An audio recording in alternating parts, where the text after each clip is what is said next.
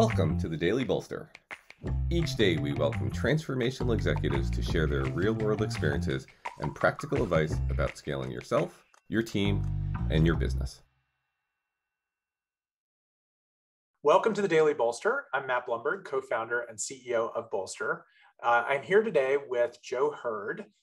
Joe is an operating partner at SOSD, an early stage venture fund. He is a multiple time, I think 4-time board member of larger public companies, including his most recent appointment as Lloyd's of London, which is so cool. Such a venerable brand in the world. Joe was one of Bolster's first 100 members. He's a Bolster ambassador. So Joe, thrilled to have you here today. Hey, it's great to be here, man. Love the work that you and the team are doing at Bolster. Well, thank you. So the question I have for you, for our audience today, is you have seen everything from raw startup through Lloyd's of London. I don't know if that's your biggest cap company, but it's certainly up there. When you think about the view from the boardroom and you kind of compare early stage boards with these larger, later stage public boards, what are 2 or 3 of the things that you think kind of separate the two? Like, how does a board mature as the company matures? Yeah, that's a really good question. I think one of the biggest differences I see with early stage boards is, look, starting a company is hard work, right? The majority of startups, as you know, fail. And as CEOs look to build their board for an early stage company, I think I'll be controversial. I think one of the mistakes CEOs sometimes make is they really look for harmony and symmetry between the CEO, the management team, and the investors, right? So some may say that insiders are often preferred as board members of early stage companies, as opposed to true independent directors. So that's one big difference. CEOs are looking for board members that are going to be supportive of the team, of the mission.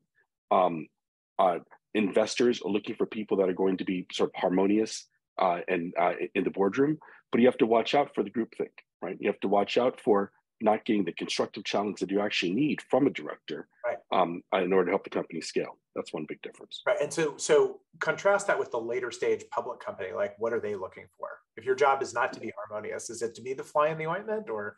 A really good director at any stage recognizes that the first thing that she needs to be is independent, right?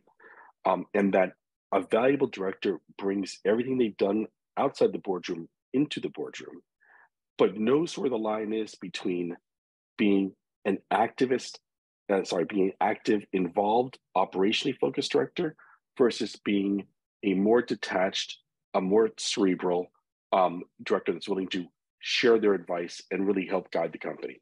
It's the difference between being a player and a coach, right? Being a manager and the coach. Yeah, you have to really be mindful of that line. Yeah. All right, that's one great distinction. What's number 2? Yeah. Another distinction is, again, because these companies are earlier, you often find directors are more working directors, right? And that work can come from not actually getting there and negotiating deals or drawing up the marketing plans, but you might find directors spending 2, 3, 4 hours a week with an operating exec that they shadow, right? Or with the CEO themselves. So directors will bring their extensive operating experience and really bring it to bear to help that management team, you roll up your sleeves and help coach and guide the management to become better in their roles, right? And that compares with on the public company side, where you're not often involved in the everyday baking the bread at the company.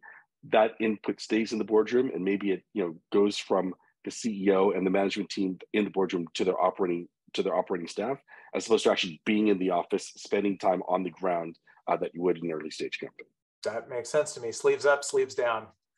Exactly. Sleeves up. Right. I love it. Sleeves up, sleeves down. What's number 3? Number 3 is, I think when you are early in and you are first putting the board together, and this is somewhat related to the first one, right? It is a very rare CEO that will look for someone who is truly independent, outside the space, no relationship, and be willing to bring them into an early stage board. That's very rare. And part of the challenge is, I think if that happened earlier and more often, not only would you have better corporate governance of companies all across the board, but you'd also provide more entry points for people to get board service, right?